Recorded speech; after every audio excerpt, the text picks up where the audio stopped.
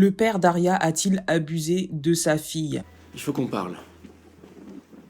Tu peux pas continuer. Bah oui, je sais, c'est pas trop une question qu'on se pose, en tout cas le terme abusé, il est peut-être un peu excessif, mais là je suis à l'épisode 5 de la saison 1 et la maman d'Aria vient juste de découvrir que le mec, son mari, il avait eu une relation avec son étudiante Meredith parce que A envoyé une lettre à la maman. Et en fait, dans la discussion d'explication que la maman elle a avec son mari, elle dit tu as manipulé notre fille. Et en vrai ouais, genre pendant 1 an, le mec, il a fait en sorte que sa fille ne dise pas à sa mère qu'il l'a trompée, en tout cas qu'il l'avait trompée. Il est même parti, il a même quitté la ville pour pouvoir s'éloigner de tout cet environnement dans lequel il avait commis son péché. Et il a fait pression sur sa fille pour qu'elle ne dise rien du tout. Est-ce que ça va? Papa, je trahirai pas ton secret, t'inquiète.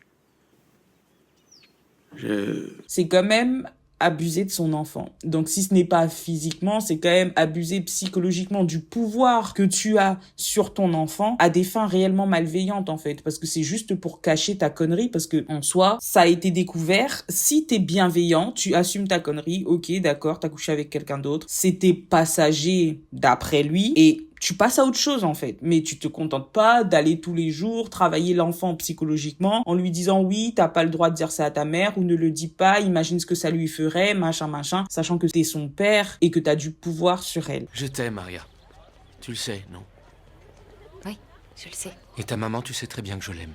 Donc, je me demande aussi, et je sais pas ce que vous en pensez, bien entendu, vous êtes dans l'obligation de me dire en commentaire ce que vous en pensez, mais cette situation dans laquelle Aria s'est retrouvée avec son père, quelque part à subir l'abus de pouvoir d'une personne sur elle du fait de son âge, est-ce que c'est pas le même schéma qu'elle reproduit avec Ezra Fitz? Parce que, ok, ils sont choux dans la mesure où on sait très bien que les deux acteurs ont des âges pas si éloignés que ça, mais dans le contexte de la série, Ezra, c'est un pédophile.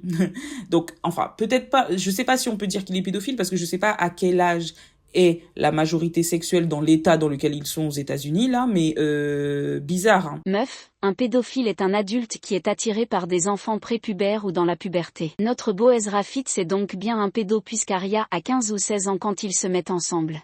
Genre, tu sors avec ton élève alors que t'as un double pouvoir sur elle, un pouvoir qui est lié à l'âge, un pouvoir qui est lié à ton autorité puisque t'es son professeur en fait. Donc, elle est en admiration devant toi parce que elle est une enfant quelque part qui regarde un adulte qu'elle aimerait devenir parce qu'elle veut aussi devenir écrivaine si je me souviens bien. Et toi en fait tu te sers de cette autorité pour obtenir des faveurs intimes. Donc je dis pas que Aria n'est pas attirée par Ezra Fitz, elle l'est probablement. En vrai le gars il est hyper canon. Mais ce que je trouve bizarre c'est que à un moment donné elle aura laissé son téléphone, Aria va laisser son téléphone chez Ezra et Ezra va voir que A envoyé un message à Aria en lui disant